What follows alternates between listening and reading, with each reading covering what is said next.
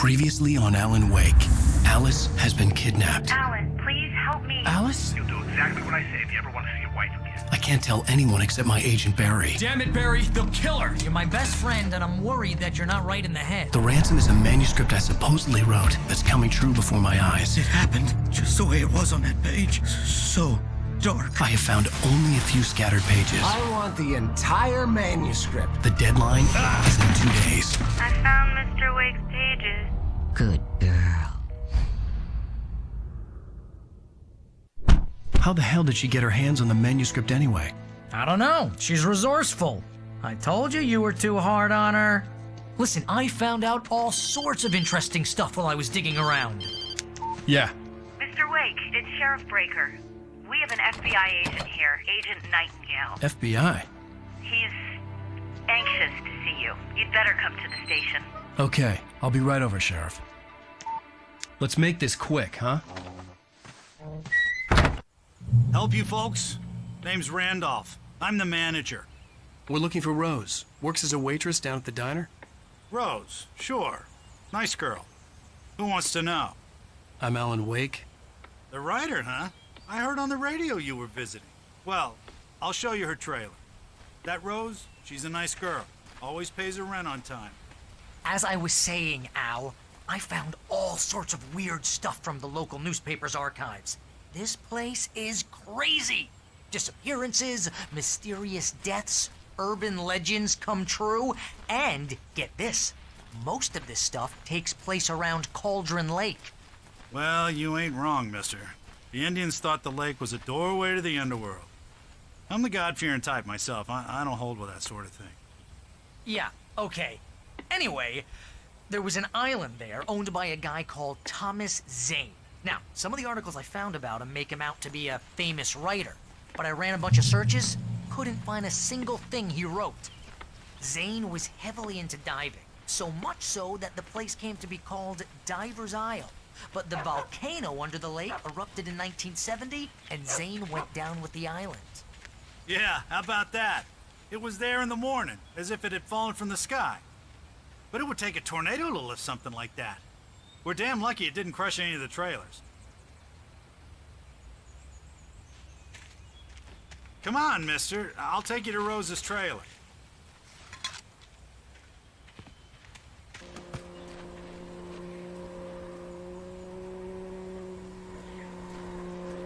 Just follow me. It's not far.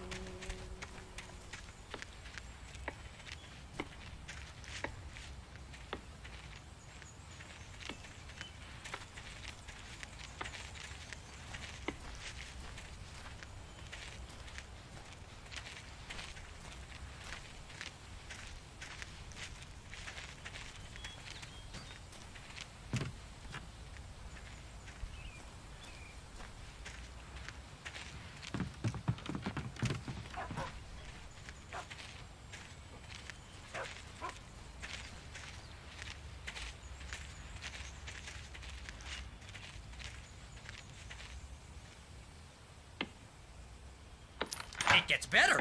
A local girl, Barbara Jagger, drowned in Cauldron Lake just a week earlier. They were lovers. Sure, Jagger's a local spook store. The Scratchin' Hag. Comes for you in the dark. Childish stuff like that. Anyway, Al, I'm just getting to the best part. All of the articles about this stuff were written by Cynthia Weaver. I asked around, and she's that crazy bag lady you met. What, the lamp lady? She can be a little loopy, but she's not homeless or anything. Yeah, anyway, she knew both Jagger and Zane before they both died, and she had some kind of a breakdown.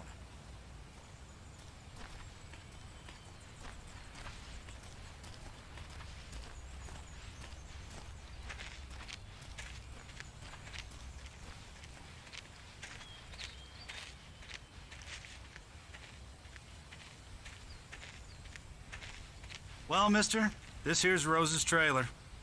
You mind me asking what you want with her? We're just here to talk to her, pal.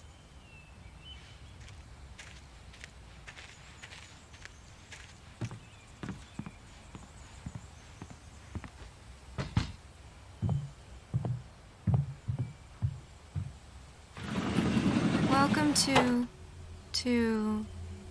Oh dear, Mr. Wake. I'm so glad you're here. Rose, you have my manuscript? Oh. Oh, yes. Yes. Please, come in. Hey, this is really good. Rose, Yes, my manuscript. I really need it. I understand. I know what you need. A muse to inspire you. Oh, for Barry? She doesn't have anything. Yeah, hey, Al, what's... Oh... Barry! What? What?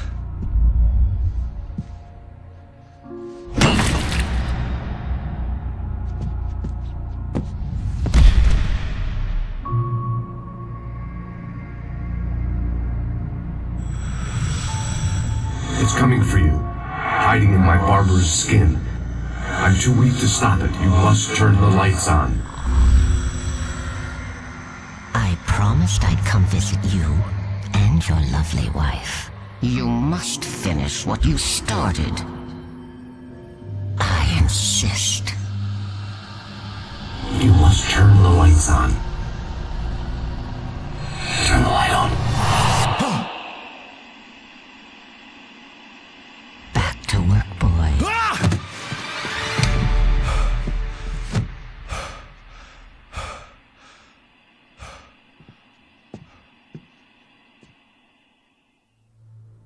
I felt nauseous, hungover. Only anger kept me going. I can't tell reality from dream anymore, but it seems I have an imaginary editor to help me. She's an old woman in a funeral dress. I call her Barbara Jacker. She's very strict. I'm writing faster and faster. My manuscript is being heavily revised. The edits are getting very aggressive, and each day there's less of me and more of her. I hate it, but I know she's right. She promises me I can save Alice this way. She knows more of this than I do. About the complex incantation I'm attempting. About this place. She's worked with another writer under similar circumstances, Thomas Zane. The genre of the story seems to be shifting. It's turning into a horror story. I'm getting close. I can feel it.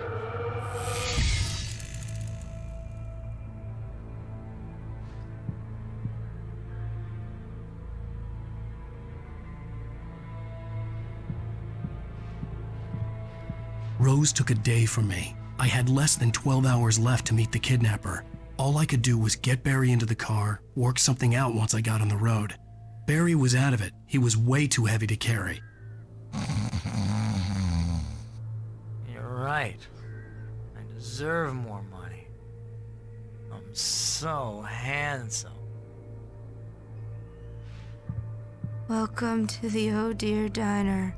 What can I get you today? Coffee? I couldn't work up much hate for Rose. Something had used her to get to me and left its mark. First refill is free. Milk and sugar on the counter there. Would you like to hear today's specials?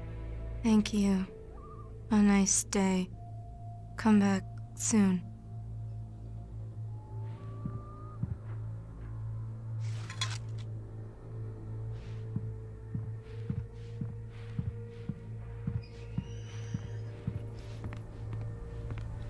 My gun and flashlight were gone. I'd have to find a way to get Barry into the car as quickly as possible. There was no time to waste.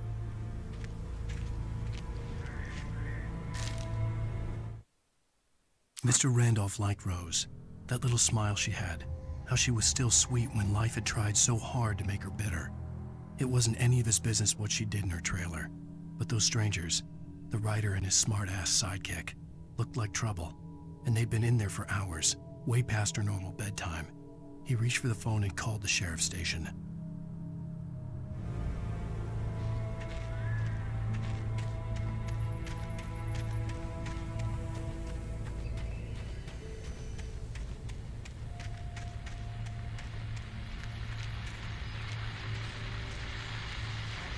I just stepped outside to catch a breath of fresh air. Let me tell you, the weather's getting heavy. Nights like this make me especially glad I'm here talking to you and not home in bed. Once the weather takes a turn like this, I can't sleep at all. It's all tangled bed sheets and dark thoughts, punctuated by the occasional plunge into nightmare. Is it just me? Well, perhaps it is. But I hope I can make the night a little bit easier to get through. Caller, you're on KBF FM. Hey, Pat, it's Walt Snyder. What's on your mind, Walt? Well, I am the way you are, but, well, I can't sleep either, you know? I just been staring out the window here, trying to make sense of it all, but, I ain't been drinking either, you know? Well, you sound like a man with a problem, Walt. Yeah, I had argument with Danny, and, then I got in trouble with the law, and, I'm just, well... I heard something like that, Walt. Yeah, well, Danny's my best friend, and, they let me bail today, and now I'm just alone here at the window, waiting. Man, and there's something in the air tonight, man. I was just outside looking up at the sky above our broadcast tower thinking the same thing. What are you waiting for, Walt? I don't know. Something's gonna happen. I think I better go. Well, Walt, maybe... No, thanks, Pat. Well, good luck to you, Walt. Hang in there. Let's take a little break, folks. This weather's really something else, huh? How can I be sure?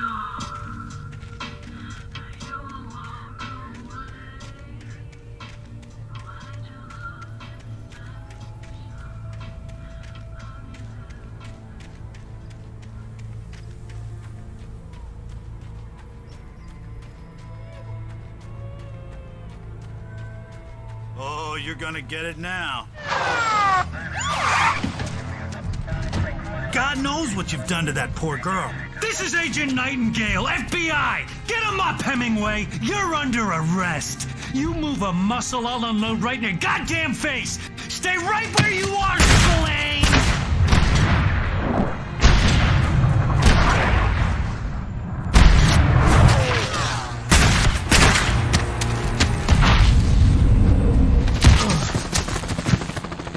What are?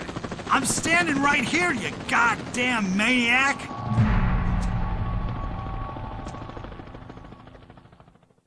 I hated to leave Barry behind, but there was no way I'd miss my appointment with the kidnapper. Give it up, Mr. Wake. Come on.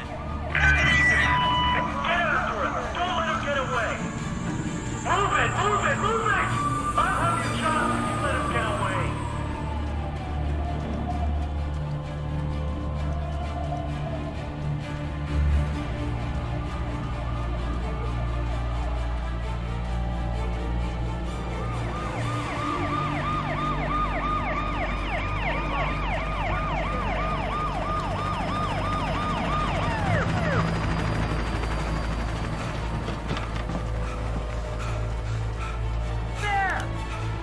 Suspect in sight!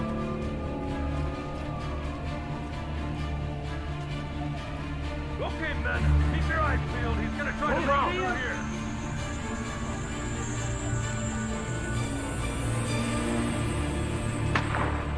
Oh, damn.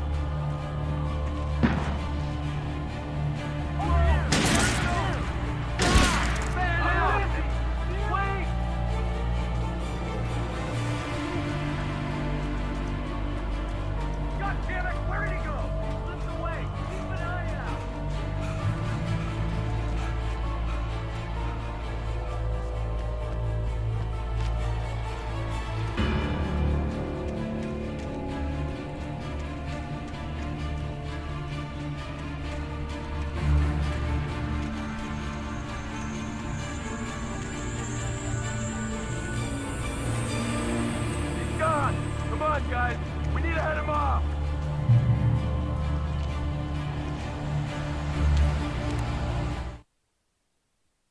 For decades, the darkness that wore Barbara Jagger's skin slept fitfully in the dark place that was its home and prison. It was hungry and in pain. It dreamed of its nights of glory when the poet's writing had called it from the depths and given it a brief, terrible taste of power and freedom. The rock stars had stirred it from the deep sleep the poet had sunk it back to in the end. When it sensed the writer on the ferry, it opened its eyes.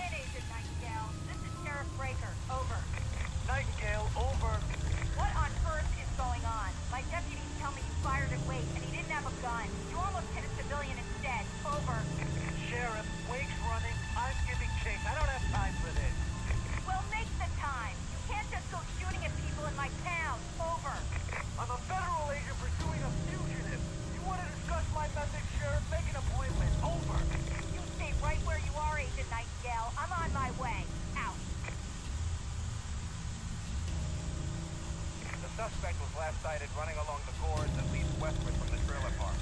All units are advised that the suspect may be armed. Approach with caution. James out.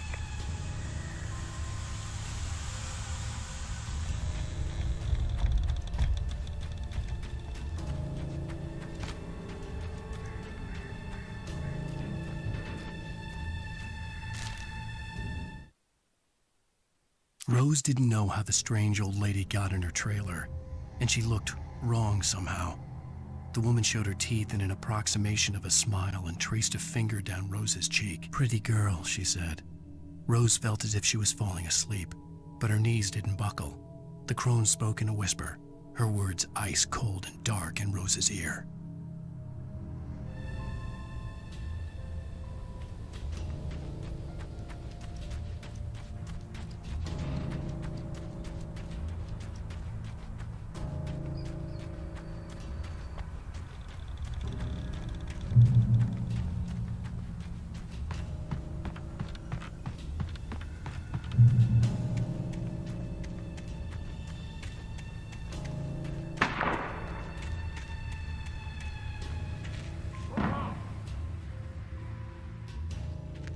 Search the area.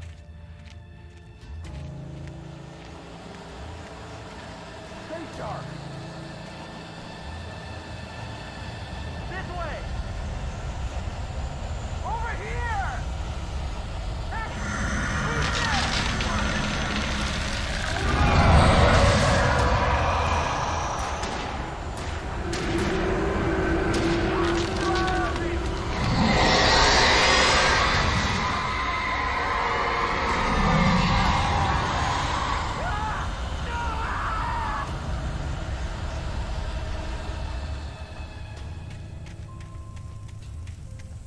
This horror was everywhere I went, circling me. The cops didn't stand a chance. They were after a writer, not a monster.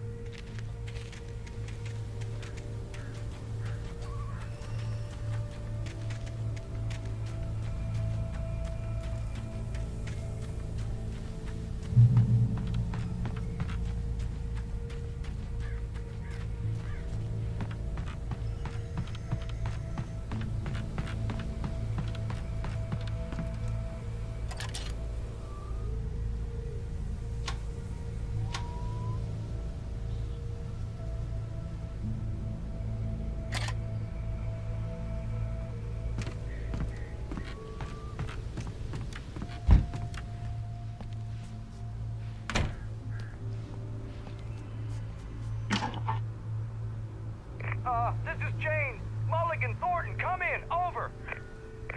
Thornton here. James, we got both Wheeler and Rose in custody. They didn't put up a fight or anything. Why, they were... Hey, Mulligan, what are you doing? Come on! Sit down and give me that. James, Mulligan here. Over. Go ahead, Mulligan. Over. We got Wheeler and Rose here. Wheeler's drunk or hopped up on something. Speaking of which, that Fed had a pretty distinctive whiff of Otis Scotch about him, if you know what I mean. Over. I don't have anything on that, Deputy Mulligan. Over. Well, whatever. Anyway, Rose is just being plain weird here. You better get Doc in to take a look at both. Over. Gotcha.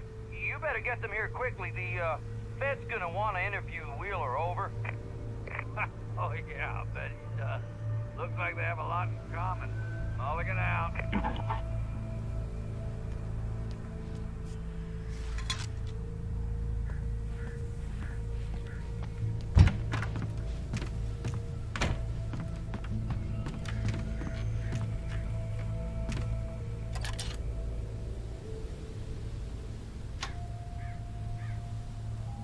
I could see the lights of the radio station in the distance.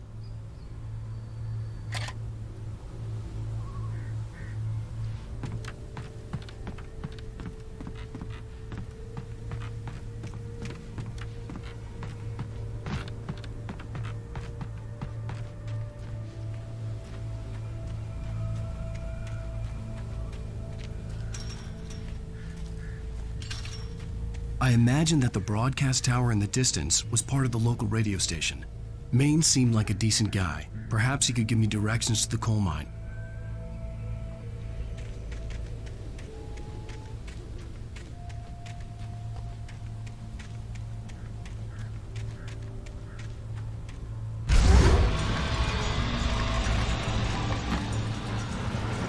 Unnatural shadows clung to the gate. The darkness that was after me was trying to stop me. I wouldn't get through without light.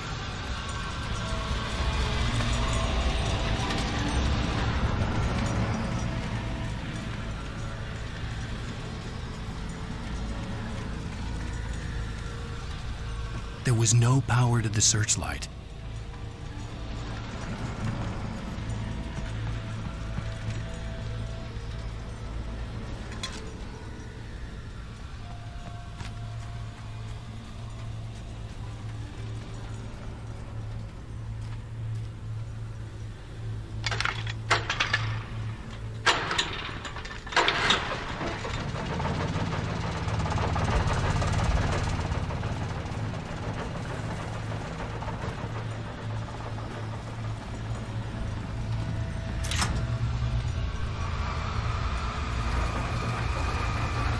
The old generator conked out. I'd have to see if I could fix it and try again.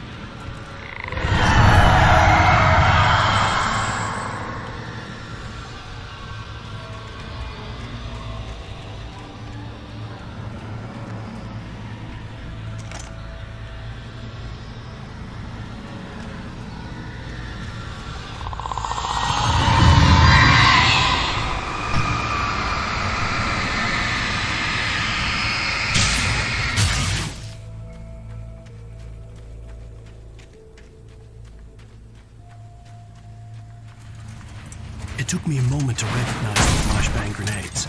They were an ideal weapon for my situation. Team 1, come in. Over. Team 1, this is Sheriff Breaker. Report. Over. Team 2, come in. I need a report. Over. Come on, guys. Talk to me. Come in, please. Over.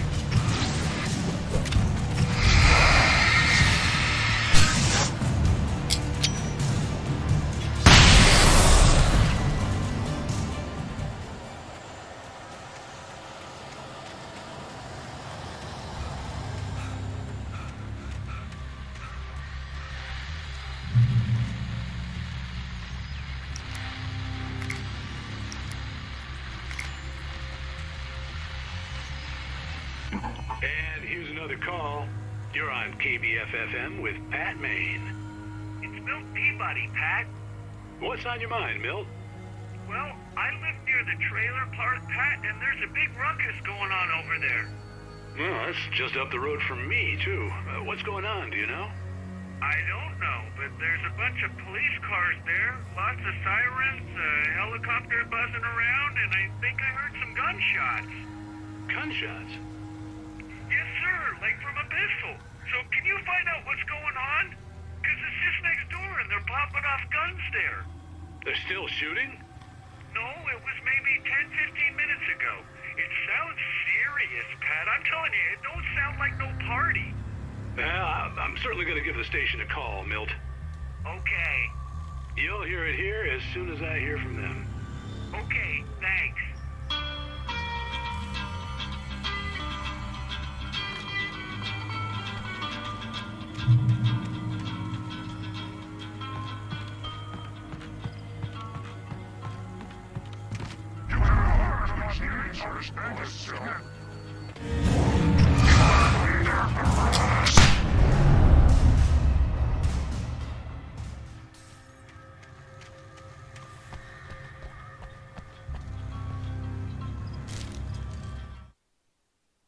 Touched by the dark presence, Rose was lost in a dreamland where everything was drawn in black and gray crayons. The old lady had promised her that all her wishes would come true. She would be Alan Wake's muse.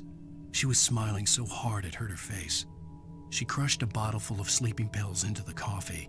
Deep down inside, she was screaming in terror.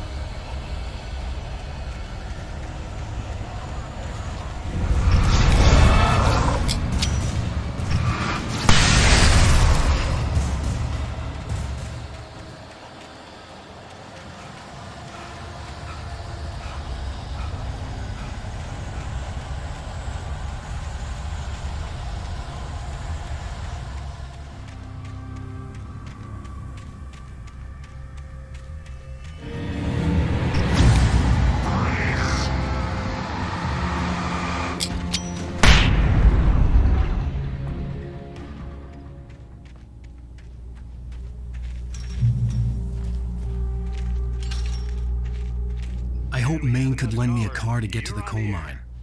Dad, it's Lorna Miles. Oh, why, hello, Lorna. What do you have for us? Well, I just don't see why the cops bother with the trailer park. What do you mean? It's a trailer park. Of course you're going to have trouble in a place like that. I mean, what do you expect? The sheriff should be helping us normal citizens instead of wasting resources on those people. Well, Let the trash sort themselves out. I'm sorry, but my granddaddy settled in Bright Falls in 1911. well, thank you very much for that compassionate viewpoint, Lorna.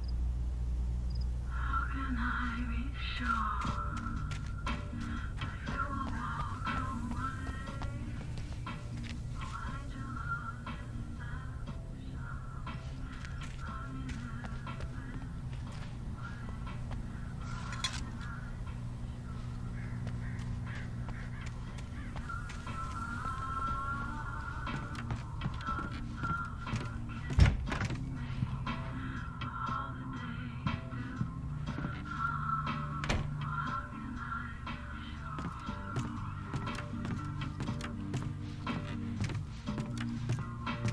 Oh, here's a little surprise.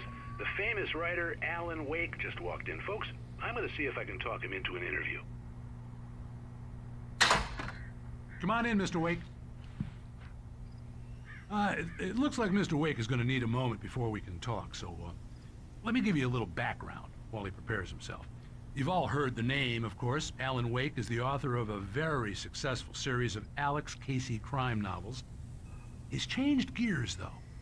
He's now working on a horror story.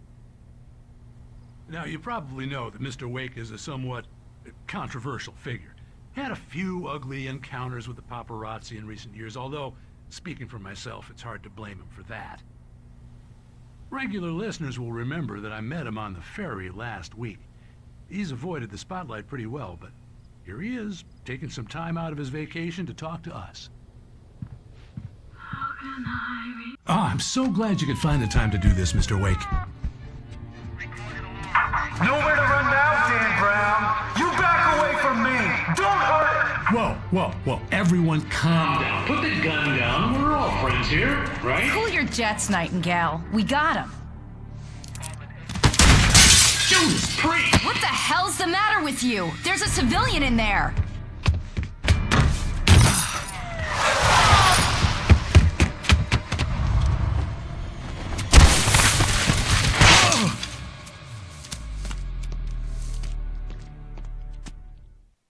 I'll get you yet, even if it kills me. You hear me? You hear me, H.P. Lovecraft? I had fallen off so many cliffs it was ridiculous. That's what you get for naming a book The Sudden Stop. It was probably good I hadn't had the chance to tell Maine where I was going. I'd have to lose the cops and find my own way to the mine.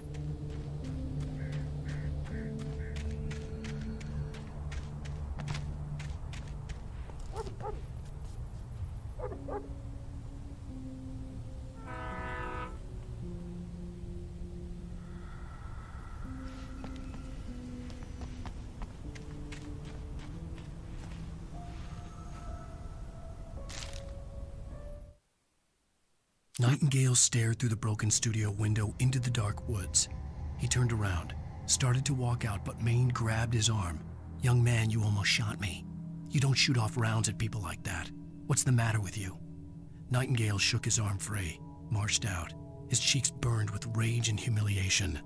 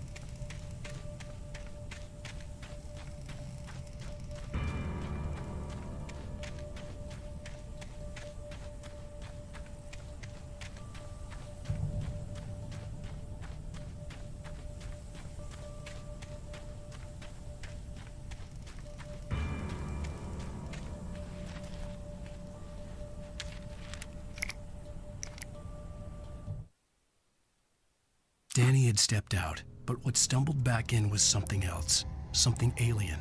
A monster. Walter tried to kill it, first with his fists, then a chair. It wouldn't die. Instead, it kept coming, unaffected by the beating it had taken. After Walter managed to kick it down the cellar stairs, fear took over. He ran, got behind the wheel, gunned the engine. The booze wouldn't make him forget, but he knew he had to try.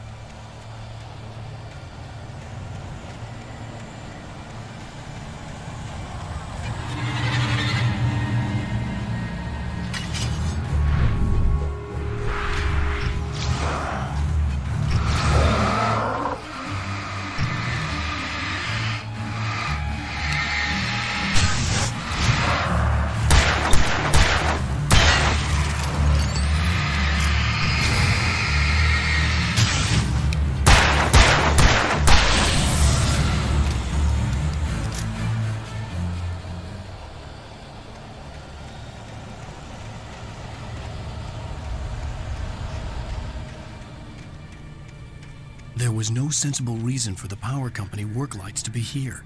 It was almost as if they'd been left for someone like me to use.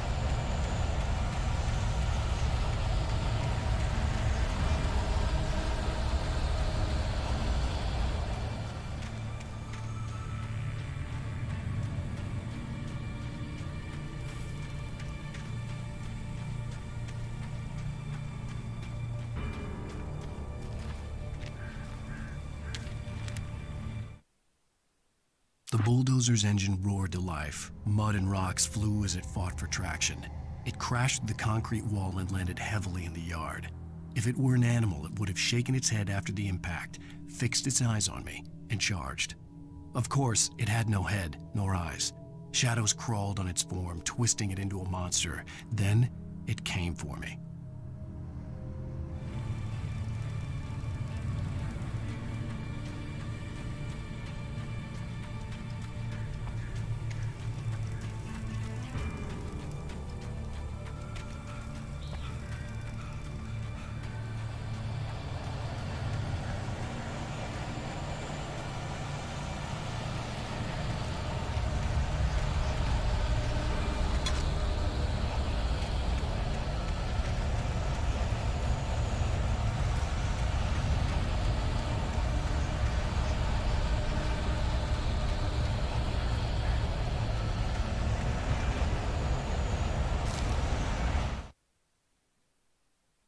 Sarah trusted her gut, and her gut said Agent Nightingale was an asshole.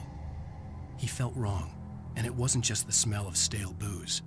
It was in the way he flashed his badge, pulled rank, the look in his eyes when he wanted answers. Where was Alan Wake?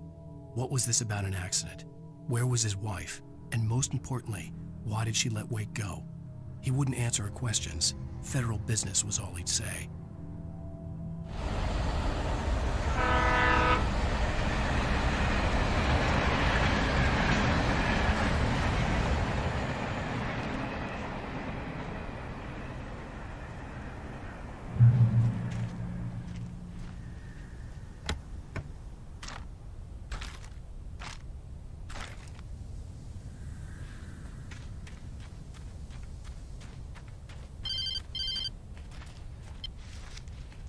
Hello? The most stubborn man I've ever met. Alice? Alice? Alan. I'm so afraid. Keeps me in the dark. Please help me. I look at you, Alan, and it's not you. Something else. Looking out from behind your eyes. Alice, I'm here. I'm so alone here. It's all gonna go to hell. You need to be careful. Cooperate. The connection had been terrible, but that wasn't the only thing that hadn't been right with the call. She sounded wrong somehow, but she had called me.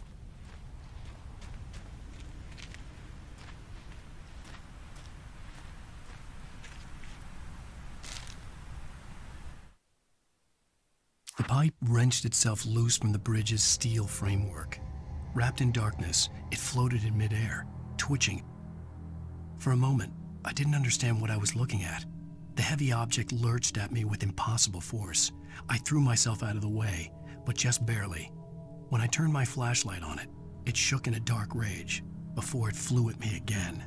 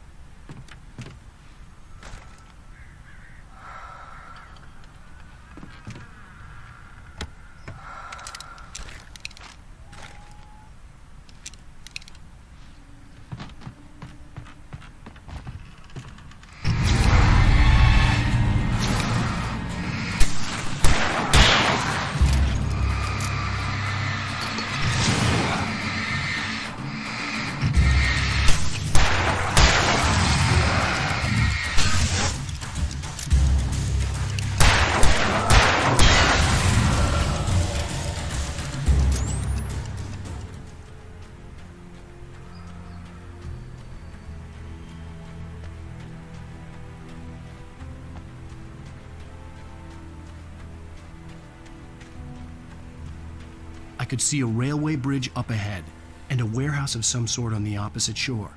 I hoped I could find a car from there.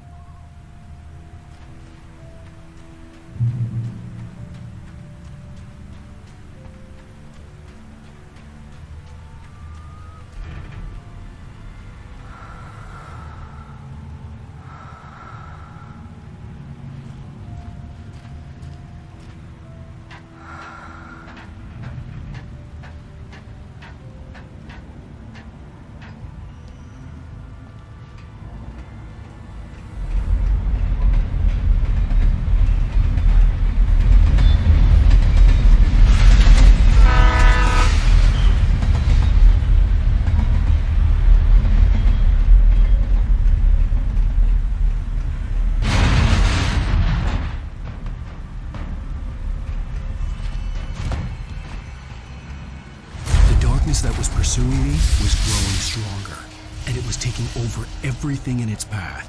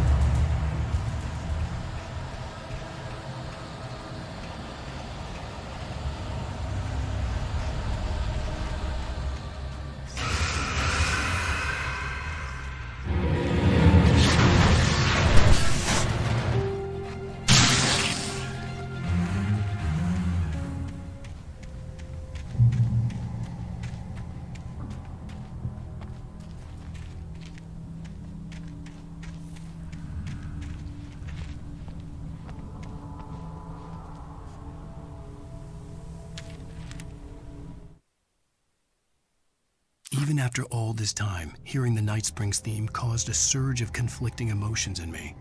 It'd been my first real writing gig. Barry had known a guy who knew a guy, and suddenly I'd been a semi-regular writer on the show. I'd always been ashamed of the job. Felt it was trash. I'd wanted to be an artist, a novelist. I'd been naive back then. It had taken a long time to learn to be proud of the work.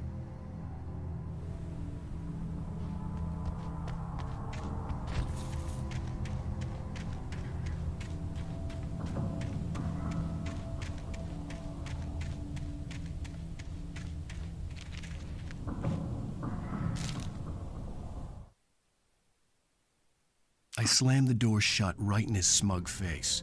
He pleaded for me to open the door. True to form, the asshole actually thought I would obey.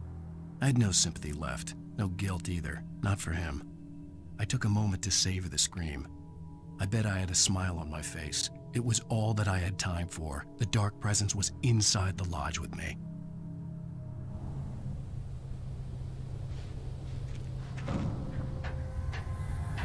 As a teenager, just starting to get interested in writing, Stephen King had been a source of inspiration to me. I thought about all the inanimate objects that had come to life in his books. No one is safe in a good horror story, certainly not the protagonist. That's what makes them fun. This was anything but. The darkness could possess anything, and it was getting closer.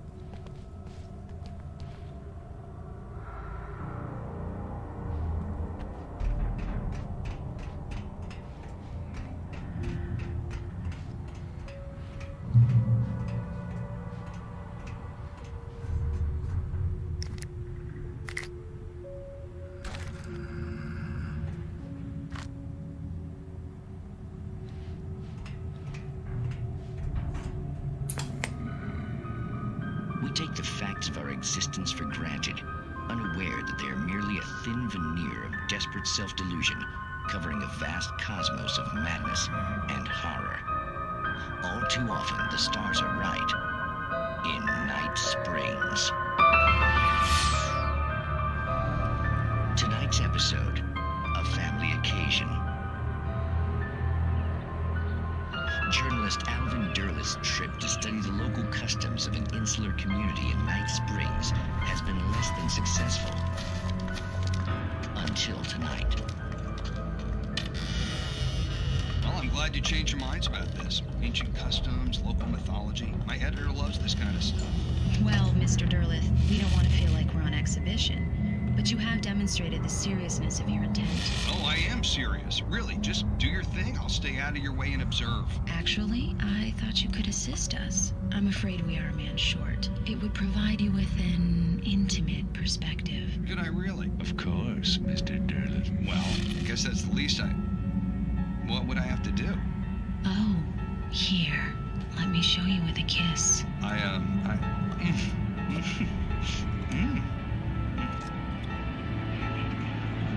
What did you...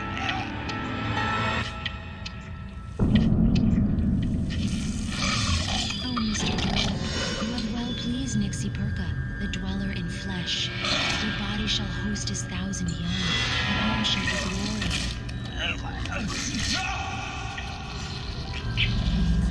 Shh, darling, be calm. Shh. Alvin Derleth learned a harsh lesson. If you go looking for mythology, it may come looking for you. And such quests always bear fruit.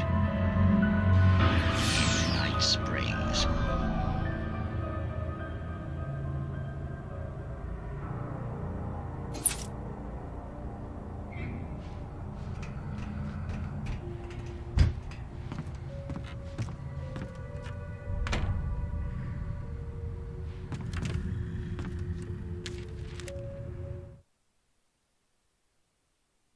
The darkness surged towards me, sucking everything loose from the ground into its depths, tugging at my clothes. I saw the flare the kidnapper had dropped and threw myself towards it just as I felt my feet leave the ground. The darkness embraced me with the force of a tornado. Somehow I managed to light the flare. The darkness roared and cast me away. I fell toward the dark waters of the lake far below.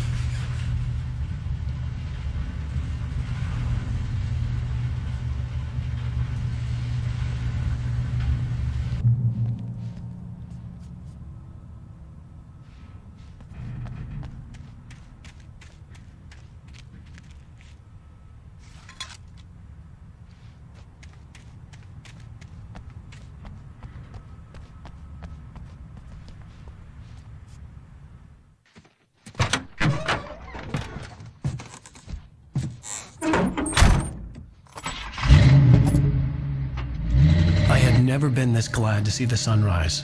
I had a couple of hours to get to the coal mine.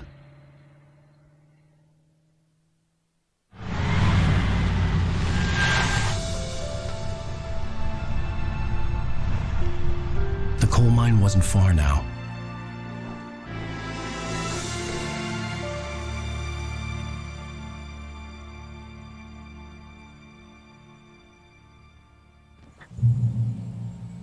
Today, I would meet the kidnapper, and he would give me Alice. I wouldn't give him any other choice. A drowning man will clutch at a straw.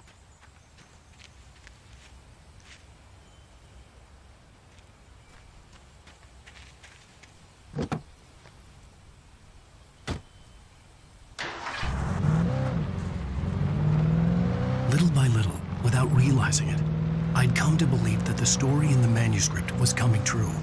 The current of its narrative had taken me deeper and deeper into dark waters. Alice had been taken from me. Barry was probably in jail. I was a fugitive from the FBI. The whole world taken over by the dark presence was trying to destroy me. It all felt real, but it matched a textbook case of insanity.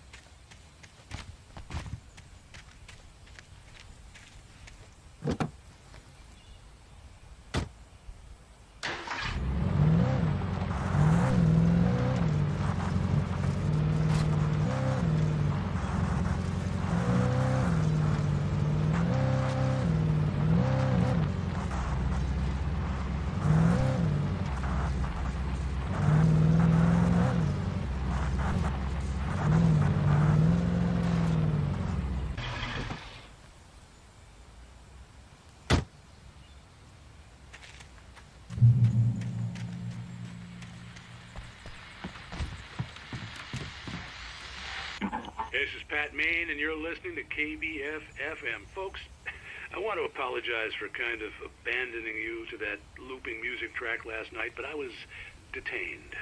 You see, I encountered a big-shot G-man with an itchy trigger finger who could use a lesson in manners and a boot in the ass. Not necessarily in that order either. Now, folks, I know I'm not being very informative here, and I apologize for that. I really should just keep quiet, but I'm just so peeved right now, because some people just shouldn't be carrying badges. I'm just glad that our Sheriff Breaker was there to straighten things out. And if someone I met last night is listening, let me just say, I'm sorry if my mouth got you in trouble. I'm pretty sure you're not the bad guy here. Godspeed, son. I hope you know what you're doing.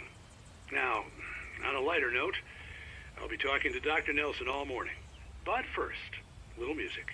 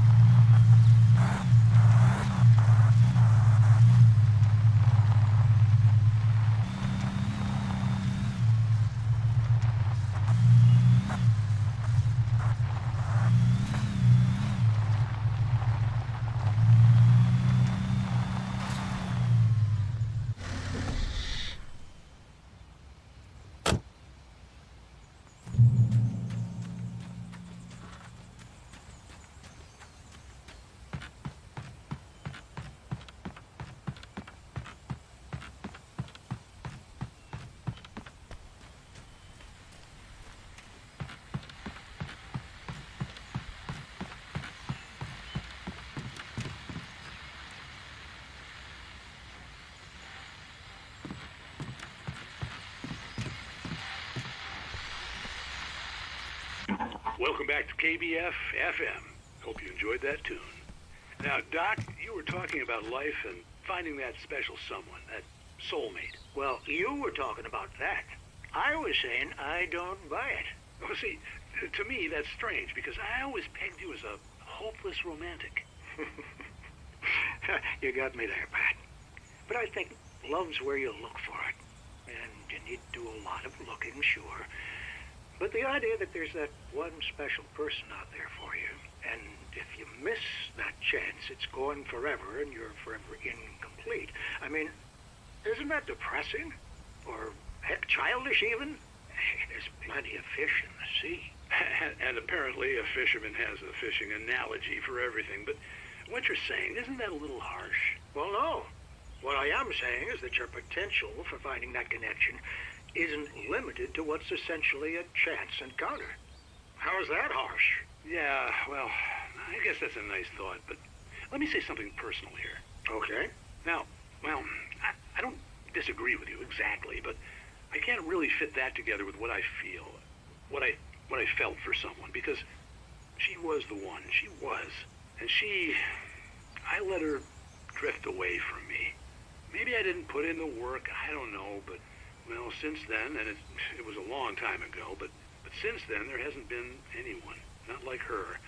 And I'm not saying I dwell on her or haven't moved on. I like my life. I'm not living in the past, but I do miss the way she completed me. You can't argue with the heart, Pat. I'm sorry, folks. I had kind of a scary experience last night, and let's just say it's shaken a few things loose.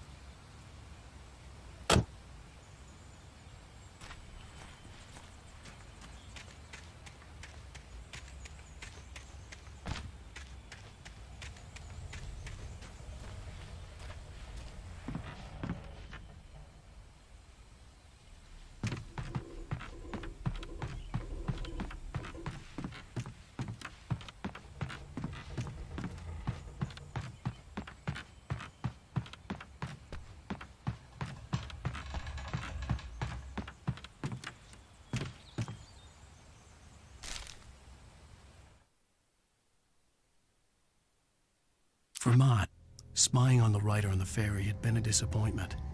His boss had made Wake out to be something special, but Mott hadn't been impressed. He'd gotten a good long look at the wife, though, and he liked what he saw. Mott had fantasized about goading Wake into a fight, but it hadn't happened.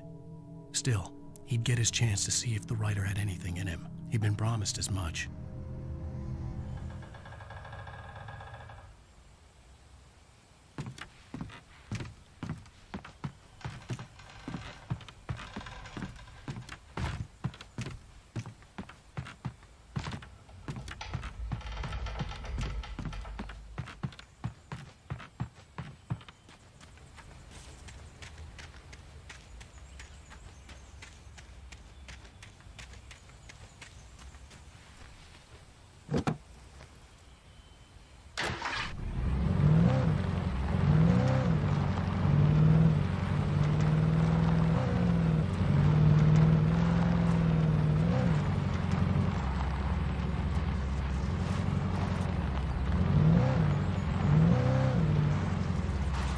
I was early.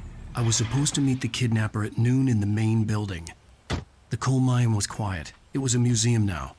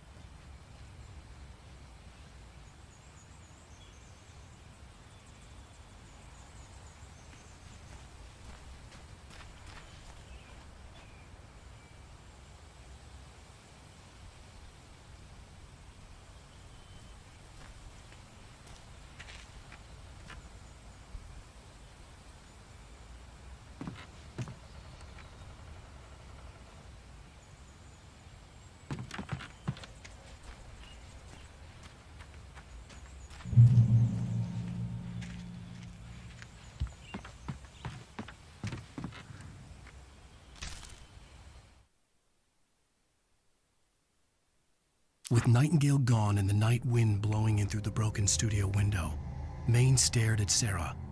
The sheriff looked away. Maine's voice shook with barely controlled anger. That boy's doing more drinking than thinking. I hope you know what you're doing, Sarah. He's got a sickness in his eyes. You take my word for it. He wants Wake for a reason, and it's not for anything good.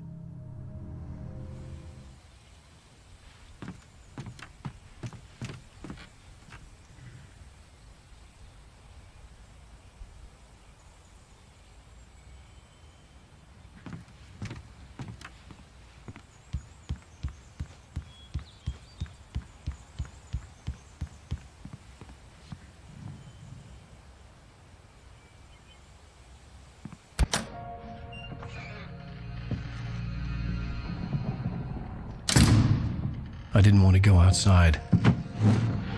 Cops had to be looking for me. The noon sun turned the place into a sauna. The day dragged on.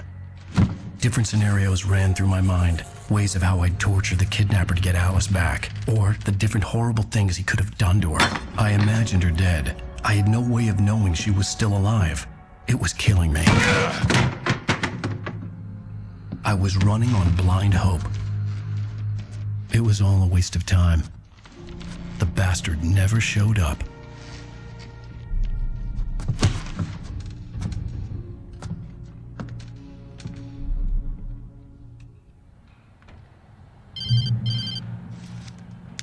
Wake, Where the hell are you? change of plans.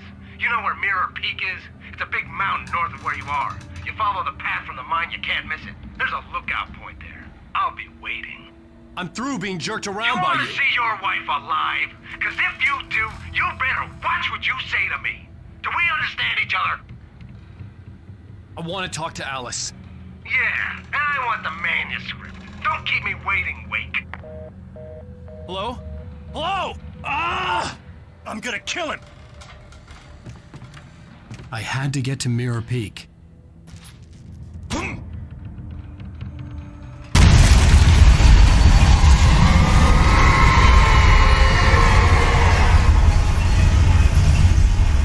It was close, maybe closer than ever before.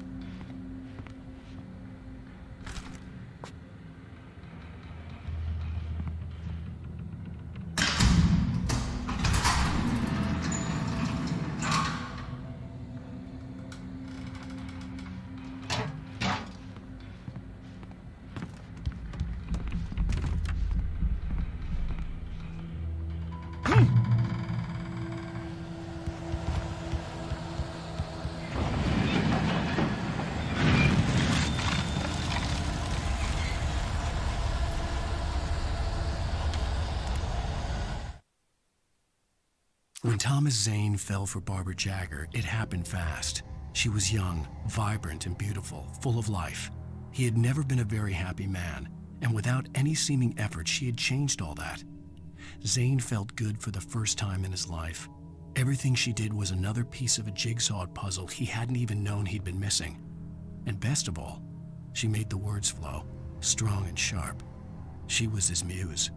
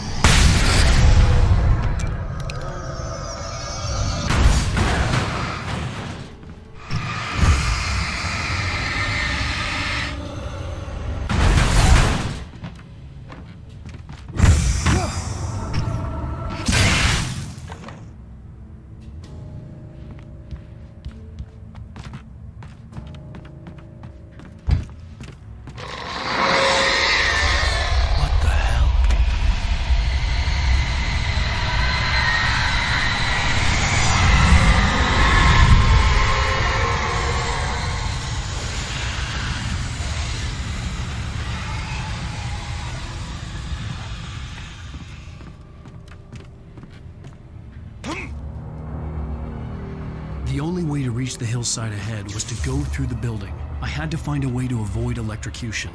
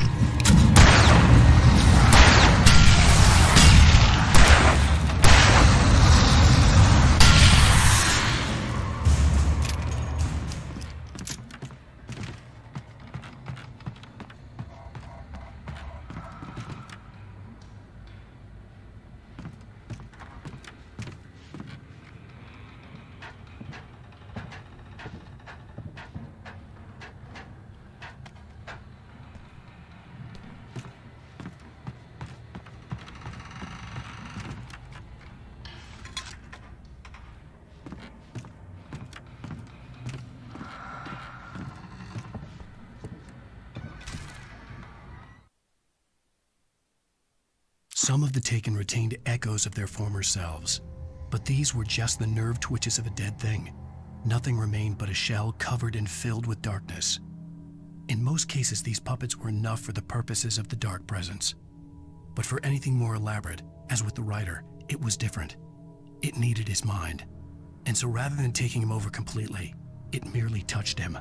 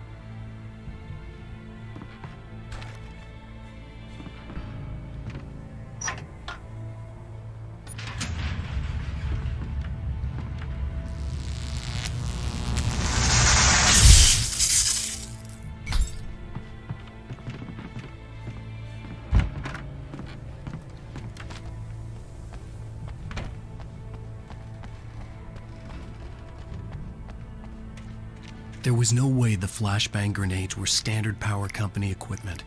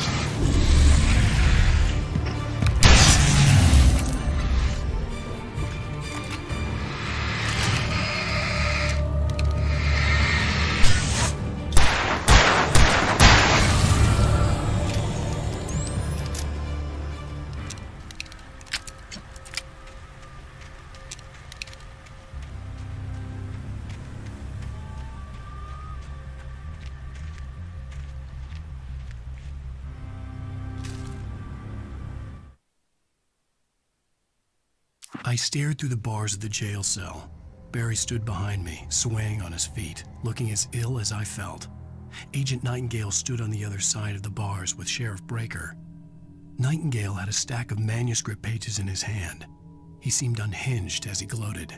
"Well, I've got you now, Raymond Chandler. It's all here, all the evidence, including conspiracy to murder a federal agent."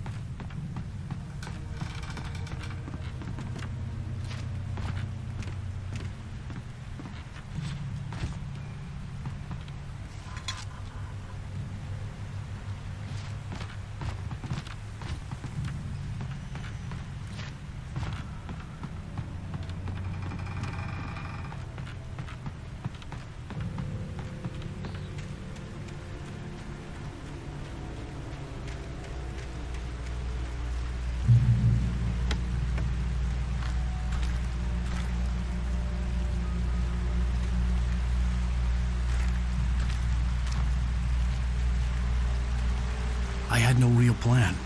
I was going to give the kidnapper all the manuscript pages I had for Alice. If that wasn't enough, I'd hold him at gunpoint and make him talk.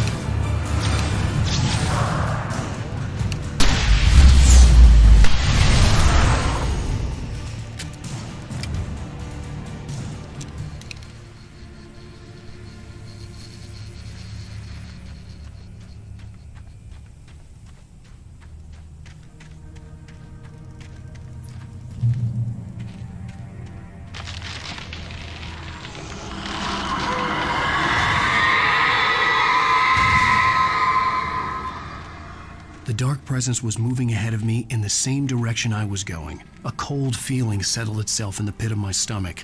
Was it going for Alice?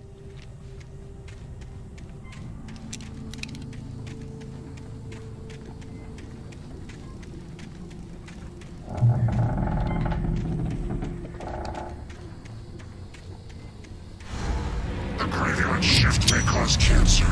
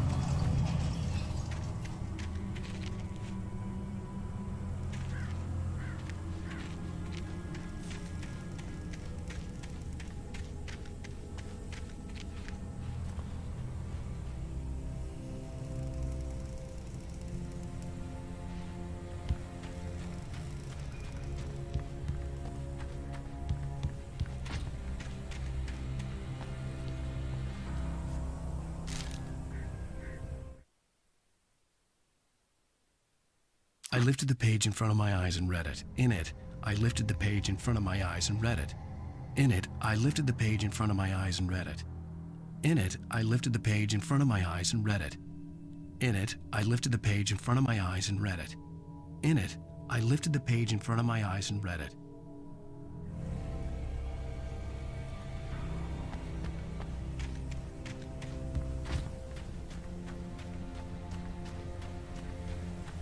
The place was dead, a ghost town. Had been for decades, maybe a century.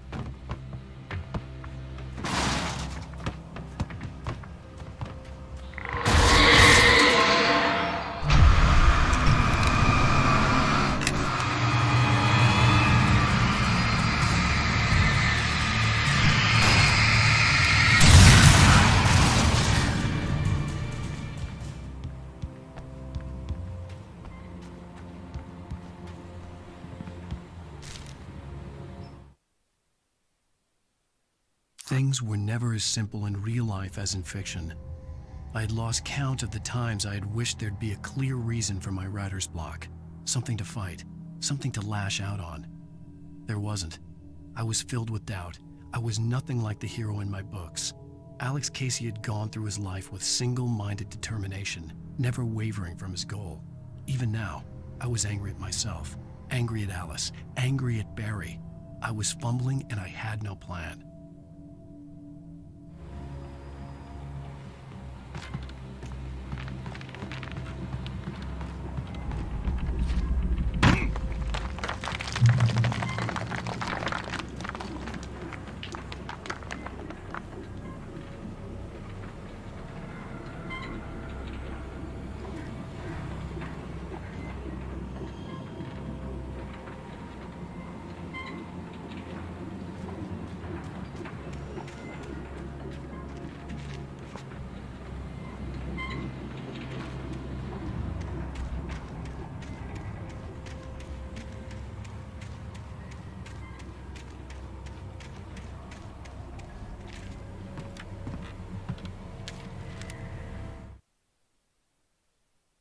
Doc sat down heavily.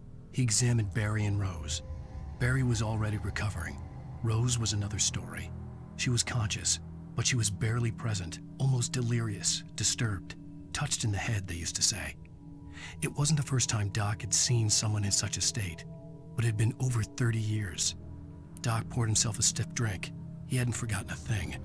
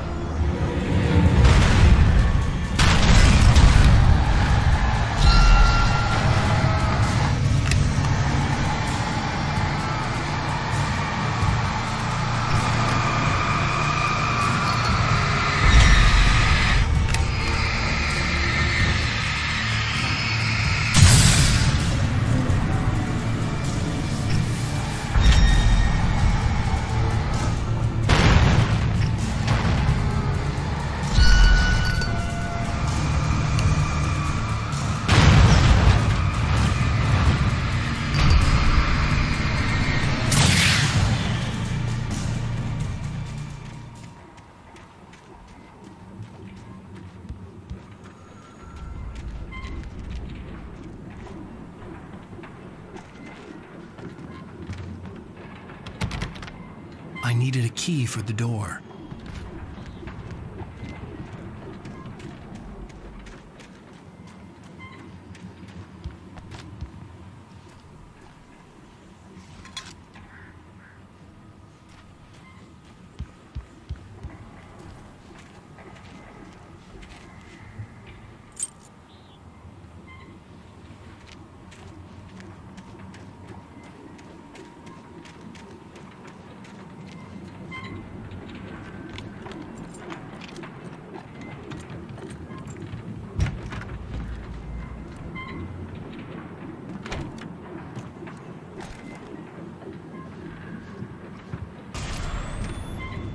Anything outside of writing is a struggle. I feel ill. I managed to make my way downstairs. There's a shoebox filled with books and papers by Thomas Zane. It's very hard to focus, but I managed to read some of it. He's a poet, and a good one.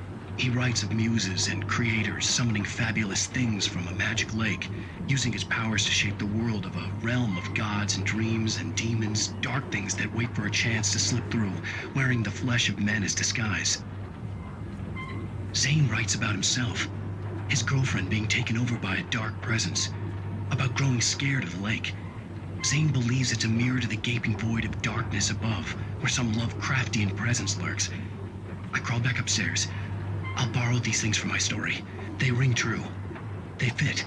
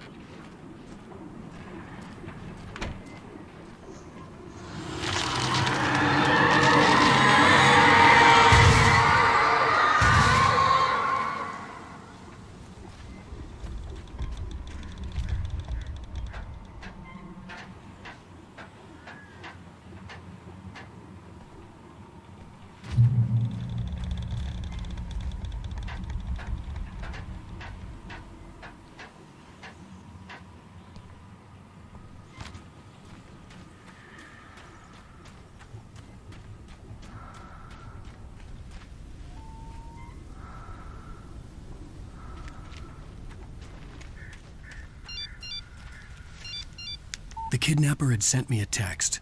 The message was full of spelling errors and insults. It was telling me to hurry up.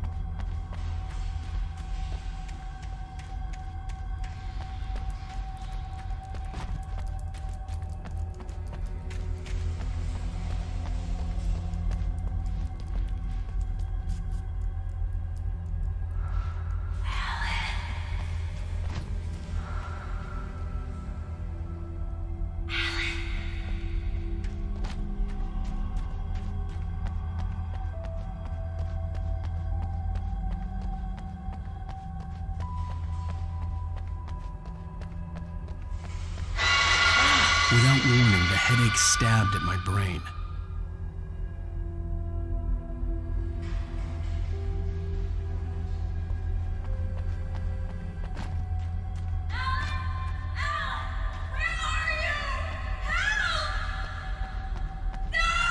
Alice? Alice?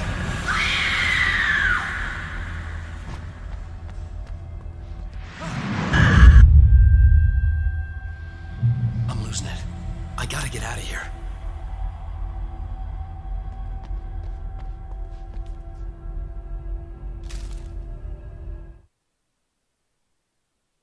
The hunters were big, thick-set men, confident and at home in the woods. They were feeling good, running on beer, ghost stories, and camaraderie late into the night. It did them no good, as they were taken by the dark presence, sucked deep into a darkness far worse than any ghost story they ever told or heard.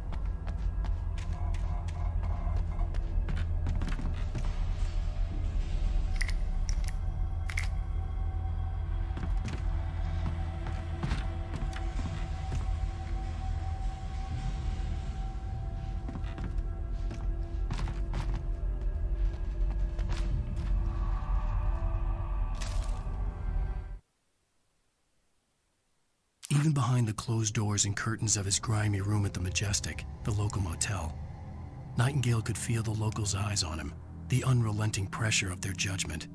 He forced it out of his mind. For all he knew, they could all be under Wake's spell already. You do what you have to do to get the job done. He took comfort from the bottle in his hand. Please, he thought, just let me get through this.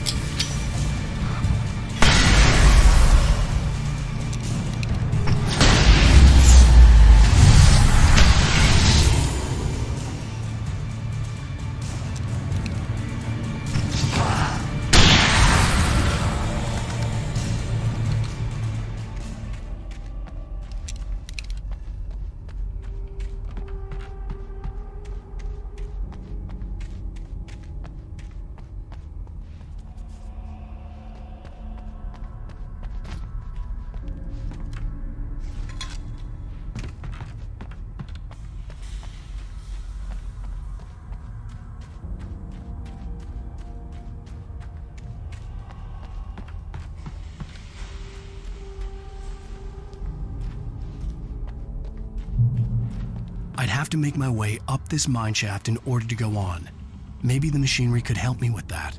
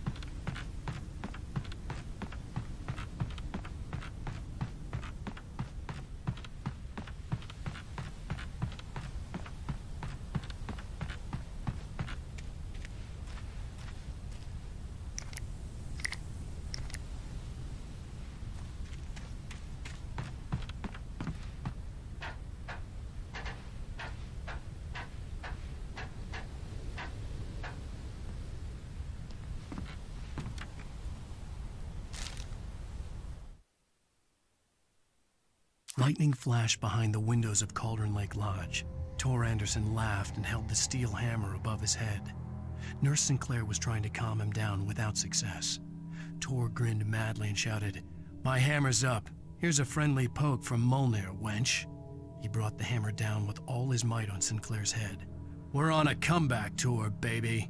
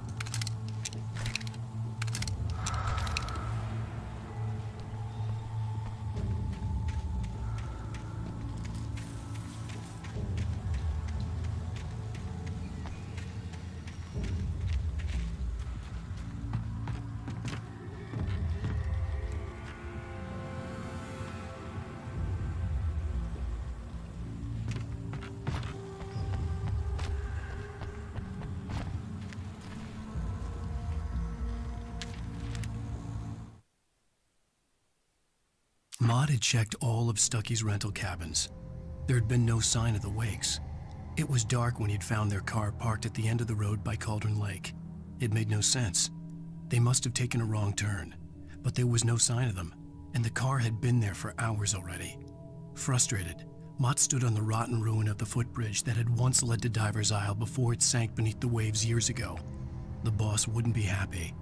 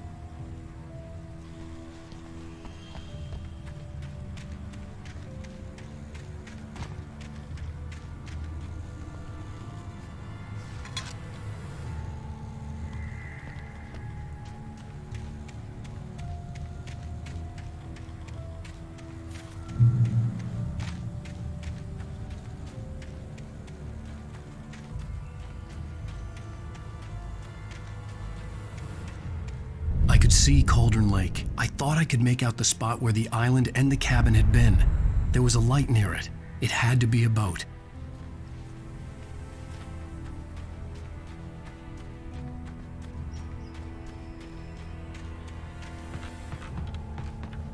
I was close now. I had to get there fast. I dreaded what I would find. I tried to hold on to Alice, but her form melted away. I was losing control. Dr. Hartman stood in her place. I wanted to hit him, but my arms were jelly. He smiled. It was a reassuring smile, and I hated him for it. I had to give you a sedative. Don't fight it. You went through another rough period. Right now, it's very important that you stay calm. We don't want you to have another episode. You're a patient at my clinic. Have been for a while now.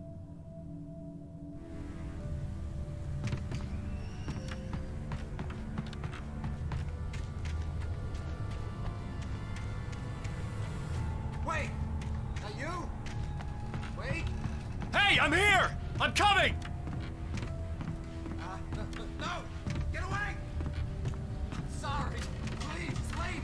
The boss didn't know who he was messing with. I didn't know. I swear, I didn't know. We don't have his wife. We don't know where she is. She's probably drowned. We just said we had her to make a play ball. You see? To get a writing for us. Please.